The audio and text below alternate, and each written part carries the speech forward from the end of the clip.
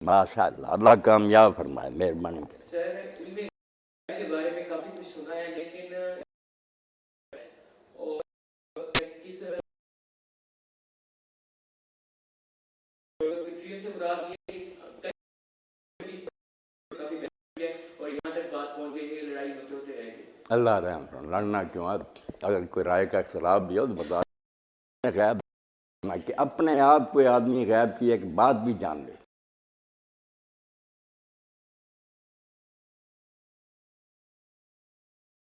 اللہ کا علم جو ہے وہ ذاتی ہے، اس نے کسی سے نہیں لیا، نہ کوئی دور ایسا گزرا کہ اللہ نہیں جانتا تھا پھر اس کو حاصل ہو گیا۔ جیسے وہ آپ ہمیشہ سے باقی جتنے انبیاء اولیاء ان کو اللہ بتاتا، یہ نہیں کہ بتاتا نہیں، بہت بتاتا، اور بتانے کے بعد بھی اللہ کا علم اور مخلوق کا علم، چاہے وہ رسول کریم علیہ الصلوۃ والسلام خدا بھی ہوں، وہ بھی برابر نہیں۔ جو مساوی کیا ہے نا کہ برابر ہی ہے سب، وہ بھی کافر ہے۔ خود مولانا احمد رضا خان بریلوی رحمۃ اللہ علیہ فرماتے ہیں رسول اللہ کا اندازہ کریں، یہاں تک کوئی نہیں گیا، فرماتے ہیں رسول اللہ کا علم ایسے جیسے ایک پانی کے قطرے کے آپ 10 کروڑ ہے، 10 آپ کا علم ہے، دوسری طرف 10 کروڑ سمندر وہ اللہ کا علم ہے۔ اور یہ بھی کہتے ہیں، میں نے غلط بات کہہ دی، اللہ کے علم کی تو حد ہی نہیں کوئی آئے گی، غیر محدود۔ حضور کو جتنا دی چاہے دیا، وہ محدود ہی ہے۔ یہ اس شخص کی بات کر رہا ہوں جس کے بارے میں بدنامی ہے کہ وہ یہ کہتا ہے، یہ کتاب پڑھنا چاہیے۔ اللہ کا علم خود بخود ہے، باقی سب کو عطیہ ہے، جتنا چاہتا دیتا، اور پھر بھی مساوات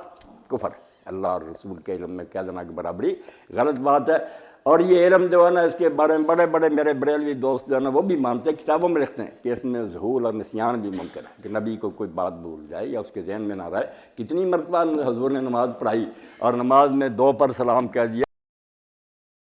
5 پڑھا دی، تو لوگ خاموش رہے، سارے لوگ ادب سے چپ رہے کہ شاید نماز ہی اللہ کے حکم سے تھوڑی ہوگی یا زیادہ ہوگی۔ ایک شخص نے جرأت کی، خیرباغ تھا نام اس کا رضی اللہ تعالیٰ، اس نے کہا اللہ کے رسول نماز چھوٹی ہو گئی ہے یا آپ بھول گئے؟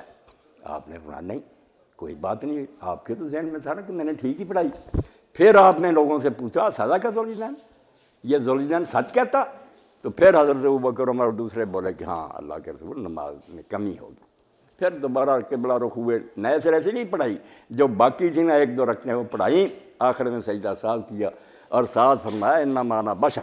میں بھی ایک انسان ہوں، انسا کما تنسون، جیسے تم بھول جاتے ہو میں بھی بھول جاتا ہوں، فیضا نسیت فذکرونی، جب بھول جایا کروں مجھے یاد دلا۔ یہ جال حق لکھی مولانا یار گجراتی مرحوم، سب مانتے ہیں کہ نسیان بھی ہو جاتا نبی کو، صاحب بھی ہو جاتا، اللہ کو نہیں ہوتا۔ لا یضل ربی ولا ینسا، نہ وہ غلط بات آتی ہے اس کے ذہن میں نہ وہ بھولتا۔ اس لیے اللہ رسول میں فرق رکھنا چاہیے۔ پھر یہ بات جیسے مولا علی قاری رحمۃ اللہ بڑی وضاحت سے کہہ دی، حنفی عالم ہے، اور کتاب الفقہ الاکبر جو امام ابو حنیفہ رحمۃ اللہ علیہ نے عقائد پر لکھی ہے، اس کی شرح لکھی ہے انہوں نے، اردو ترجمہ بھی ہو گیا، آپ لے کر پڑھیں۔ اس مسئلے میں جو بات کیا دی بالکل 100% صحیح ہے، اس سے کسی کو نہیں ہٹنا چاہیے۔ نہ یہ کہیں کہ اللہ کبھی بتاتا ہی نہیں، اور نہ یہ کہیں کہ سب کو پتہ۔ اعلموا ان الانبیاء علیہم السلام لم یعلموا الغیبات من الاشیاء، کہتے خوب اچھی طرح جان لو کہ اللہ کے نبی جو ہے نا علیہ السلام وہ غیب کی باتیں نہیں جانتے، الا ما اعلمهم اللہ تعالیٰ احیانا، ہاں کبھی کبھی اللہ جو بتاتا ہے وہی کے ذریعے پتہ لگتا، آسمان زمین کی خبریں دیتے ہیں، قیامت تک دیتے ہیں۔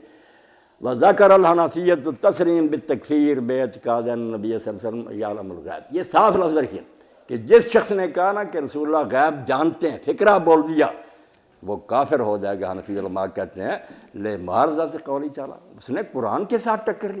کہ قرآن صاف کہتا سورہ النمل میں قُلْ لَا يَعْلَمُ مَنْ فِي السَّمَاوَاتِ وَالْأَرْضِ الْغَيْبَ إِلَّا اللَّهُ، کہہ دے کہ جو آسمان میں اور جو زمین میں ان میں سے کوئی غیب نہیں جانتا سوائے اللہ کے۔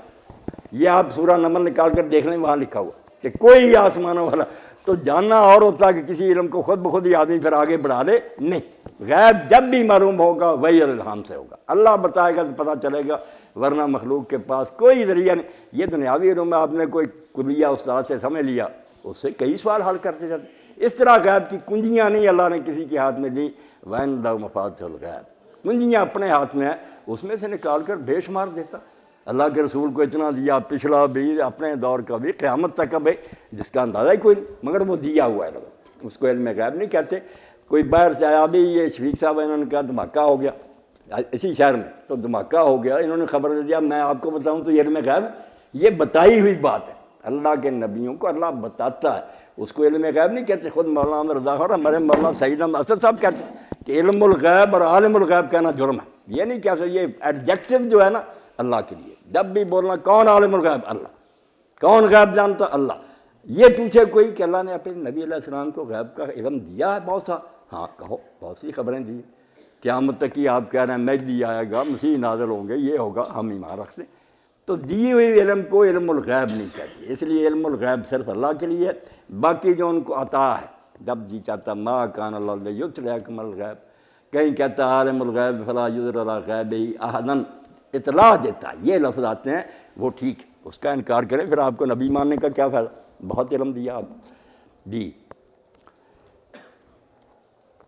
باقی بچیاں میرے جو زندگی میں آپ کے کام آنے والی باتیں، کل اللہ کے ہاں میں نے اور آپ نے ان کے بارے میں سوال کیا کرے، یہ جھگڑالو باتیں نا مولوی حضرات کے سپرد کریں، ان کا کاروبار ہے یہ کہ لوگوں کو لڑاتے رہیں اور فرقے بنائیں، آپ کچھ عمل کی بات پوچھا کریں کہ یہ ہماری زندگی میں جو مسائل ہیں ان کا کیا حل ہے، آپ پوچھیں شاباش۔ سر یہ سوال ہے کہ